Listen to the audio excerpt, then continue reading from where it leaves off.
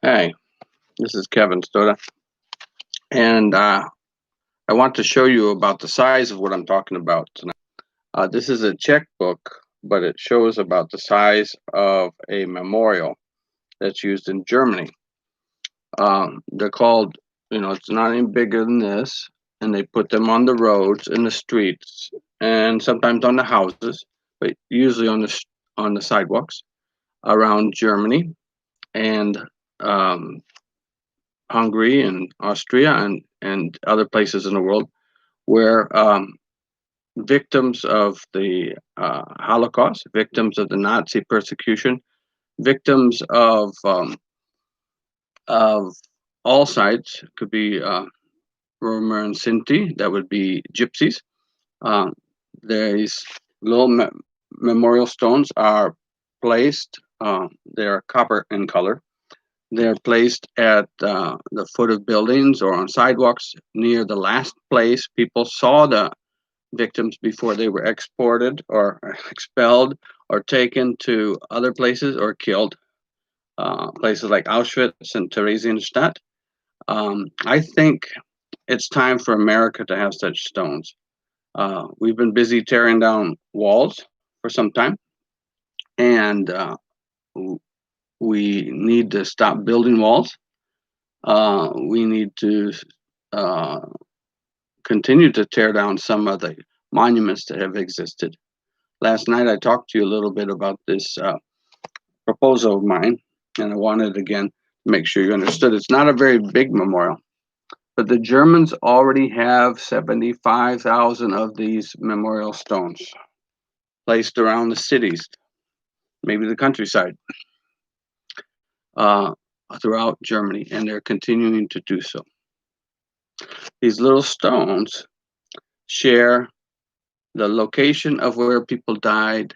Um, they show where the people really lived up until the time they died, or it showed where they were corralled into a group of people and had to live there, maybe in a ghetto or maybe in some other um, cage-like setting before they were shipped off in cars to go to their deaths, out, Dachau, you name it.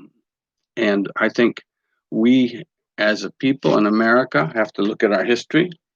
We have pictures of of lynchings. We've got pictures of other other activities, murders, beatings, but we don't always have the information about where and why these people lived. And what's happening with the Stolpersteine story is that people are able to um, look at the stone and uh, see how uh, the people lived in the house down the street or in the village where that stone is, indicating they worked as a baker, they did this, and then they were taken to Dresdenstadt, or they were sent to someplace unknown and never returned. Um, I imagine if we did this in every sundown town and every sundown county in America, we would be able to appreciate better how pervasive the racism, the structure of racism was and has been that we were growing up in, that we have been growing up in, that our fathers who grew up in, our great grandfathers growing up, or even recently, people who are victims of violence. But you couldn't then walk down the street in any city without being reminded that this is a shame, and it's a collective shame that people who dominate the society have to take responsibility for. It doesn't mean we need to be sad, but it means that we are constantly swimming in this information and we don't make a mistake about thinking that we are wealthy because we worked hard. Remember, we say about geniuses, one genius is standing on the shoulder of other geniuses. And what we have when we have victims is this situation of we're standing on the where victims died. The word Stolpersteine means stumbling stone in German. And it actually came from some memory after World War II to help people remember.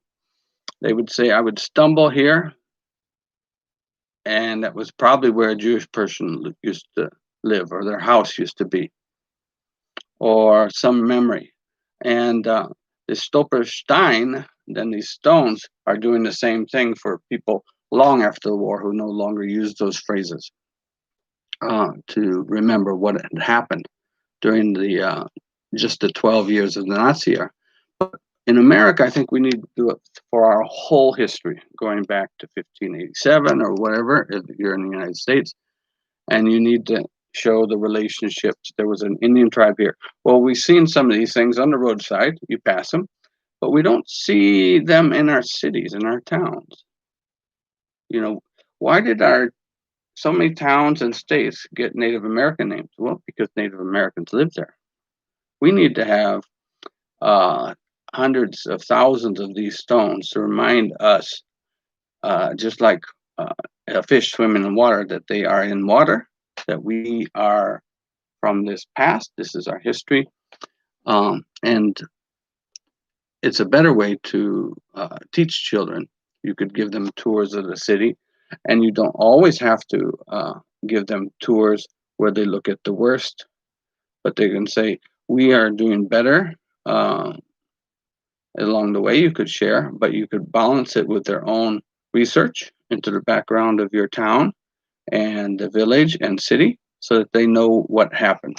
For example, in America, um, even if we don't talk about Jim Crow laws, etc., we have in almost every major city and even some of the smaller urban and suburban areas around the country, a history of redlining where it was not acceptable for Black people to live, or Hispanics to live, or even Native Americans to live. Early on, this would happen. We'd have in inner city, we called it. Uh, we had Italians who came to America. They weren't allowed; they had to live in their group.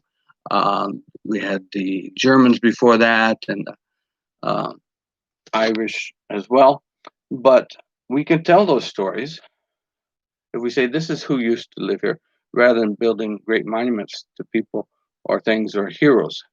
It's good to have maybe one monument, but you don't need them all over the countryside, like we did, or the people in the South did when they tried to recreate a memory of the Civil War by putting up all these Confederate soldiers and people as big heroes in a war that lasted only 4 years, but destroyed 500,000 soldiers' lives and 2 million Americans' lives.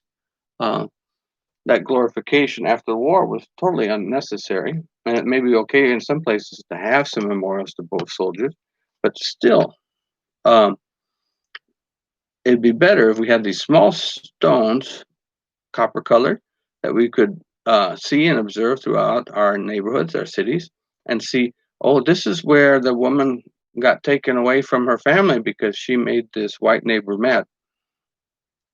Okay, you saw this in the movie, in the fictional movie, uh, The Color Purple, where a lady uh, gets beaten and taken to jail. In her case, the lady was played by um, Oprah Winfrey, and the character did get out of jail.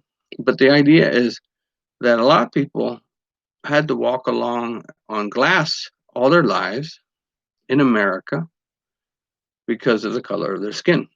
And we need to make them aware. And by putting these stones there, we have this idea of walking on glass. You can't go anywhere without your history. Now, that doesn't mean we can't change our history, and we need to do that now. We will try our best to do it, and I hope you are working towards a better America. But I would say take this idea from Germany, the Stolpersteine, the stumbling stones, and see if you can advocate them being placed all over your city so that people have a grasp of the fact that we were walking on the shoulders of dead people who uh, were taken from either their lives, their livelihood, or their land was taken, as such as the Native Americans, or we took the power and energy for these people who we wouldn't let live in our neighborhood, and we bullied them and said they had to live across town, and if they had parties outside of their town, there could be trouble. We could have then in every town a place where you could walk these trails between these stones and get a grip about what the history was. We can also then look at women. I know, for example, my mother told me just this last year. Um, she mentioned that some woman had had an illicit affair with a man, and it was either, I think it was on TV. And then she looked at me square in the eye. My mother's about 78 years old, and as though a memory came. Yeah, they took my aunt. That's what happened to my aunt. In other words, she can remember from her childhood a story about her aunt that everybody kind of kept quiet, but they knew it had happened. Uh, the aunt had a baby, and the husband was so proud and everything, but suddenly he got word from downtown that the baby wasn't necessarily his. He went home that day, and the woman disappeared. That would be the great aunt of, or the aunt of my mother. And there was a little girl left. And the man was still proud of the little girl, but they said the mother ran off. They never knew what happened, but people had an idea. But they didn't look into it. So the repression of women should also be looked to in the same way by these Stolpersteine. We need a complete history. It doesn't have to be complete per se, but it should be completer than what we're giving our kids now. We need to know there were problems with the Constitution at the beginning, and these constitutional problems ended up in a major civil war. It led to misdevelopment, and as one brother in my church family said, it's like as far as racism goes, we can't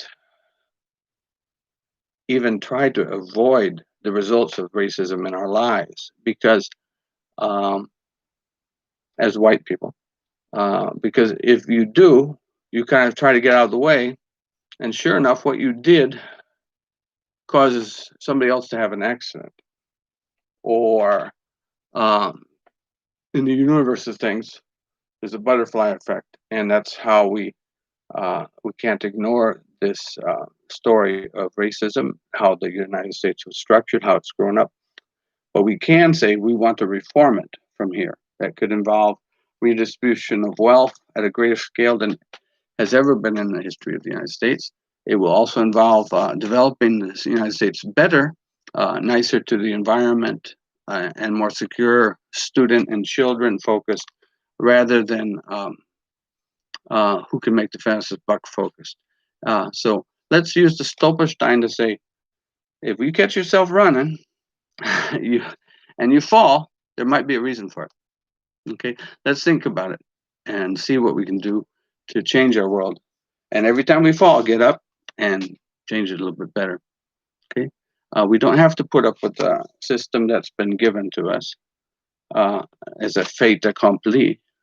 We need to say it's not a fait accompli, and things can be helped, and things can be changed, and we don't have to always wait for tomorrow. All right, guys, thank you for letting me share the second story about Stolpersteine, or stumbling stones from Germany, and how I think you should bring them to the United States and put them everywhere. God bless you. This is Kevin Stoda at the channel of Kevin Stoda, and I'd like you to like me, and I'd also like you to pass this campaign on to others, and get such stones planted everywhere in America. Thank you, and join the Kevin Stoda channel. Be a member. Okay. Oh, before I go, I see a shout out from Joseph Brown.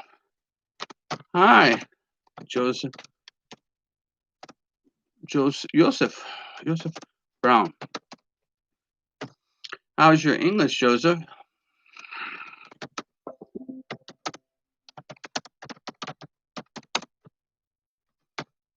Joseph has got an interesting spelling of his first name.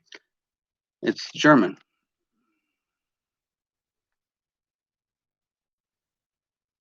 That's why I'm asking him if it's real.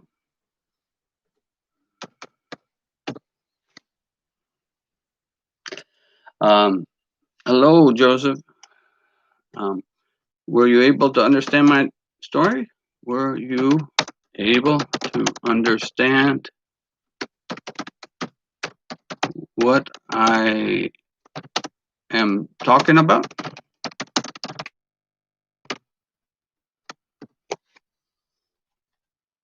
Okay, that's good to hear. Let me see if I can find some original Stolpersteine material. And I'll share some links with you. I've shared with other people articles that I've written. Like here's one about Stolpersteine a long time ago. Where are you? Put you here.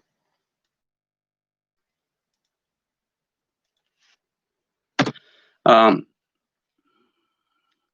anyway, oh, I see I'm a Flog is here. Hi, I'm a Flog. Welcome. I'm a Vlog. Were you able to understand what I'm talking about on Stolpersteine? It'd be about this big, 9 bigger than a checkbook, okay? But you'd have them copper colored so that people could see them easily. And they know something was written on it, metal. Okay, I'll send you a link. Which language do you want, Joseph? You want me to send a translation for? Want me to send a translation in?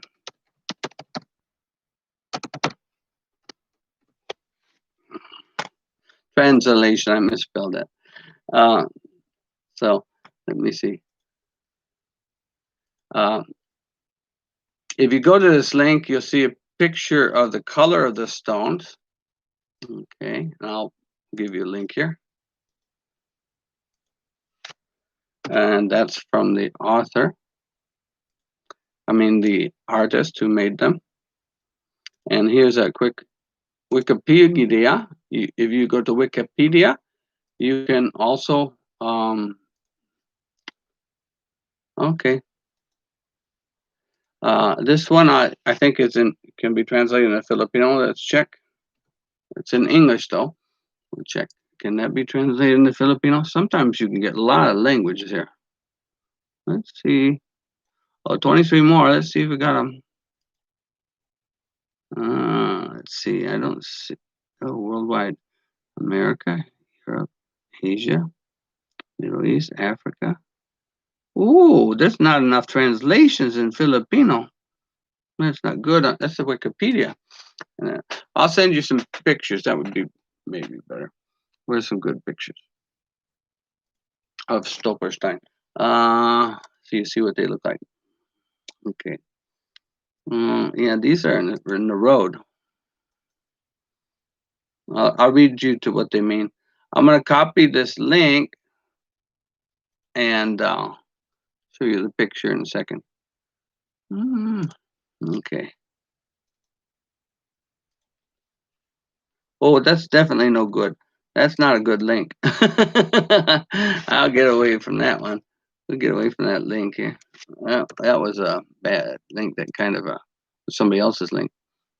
Okay, here's the gallery. I'll just show you some pictures.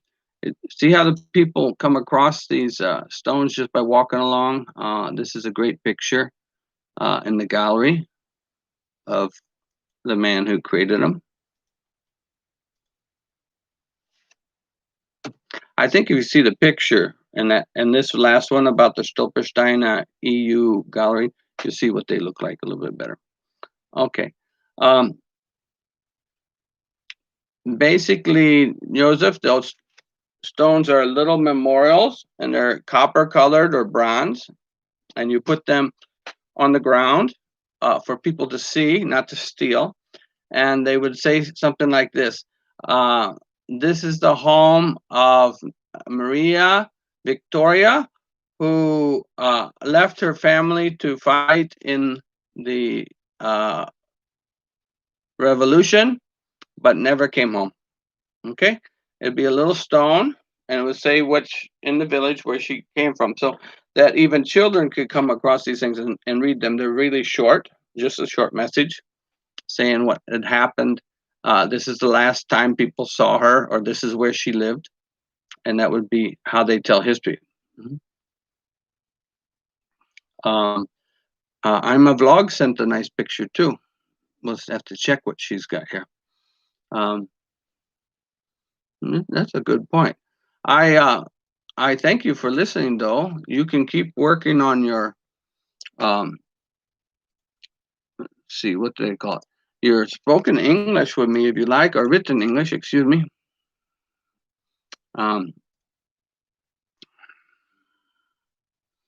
Let's see.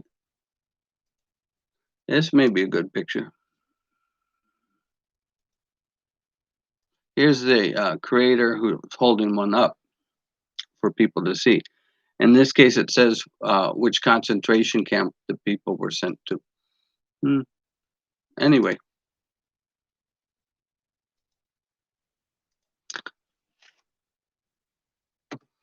So, kannst du kein Deutsch sprechen? You can't speak any German, Joseph? Ich kann ziemlich gut Deutsch sprechen. I'll write it for you. Can you speak German? Kannst du denn Deutsch? Oh.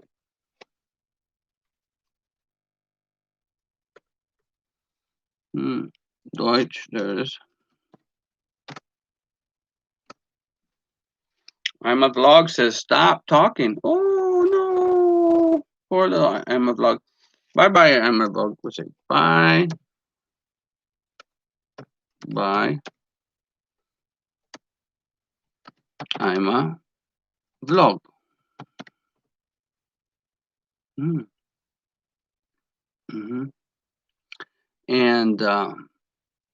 we'll say bye bye. No, how do you say that? Salamat? No. Salamat means thank you. Okay. Right. I was going to say Joseph Brown. You do have a German spelling for your name, that's for sure. I hope you like history, because that's what this presentation was about. Is about how to remember history. Okay. In America, they're tearing down big statues of people, tearing them down. And they're talking about how to commemorate or a better way to remember history. Because every time there's a revolution, we tear down statues. This happens everywhere in the world. Okay. I'm going to say adios, Joseph. Adios, I'm a blog. Goodbye. Thanks for coming. Thanks for coming, Joseph Brown. Thanks. Oh. Thanks for coming. I'm a vlog. Have a good day. I'll write it in German. Max gut. All right. If you do have any questions later, let me know. We can say it in German. Guten Tag. Bye.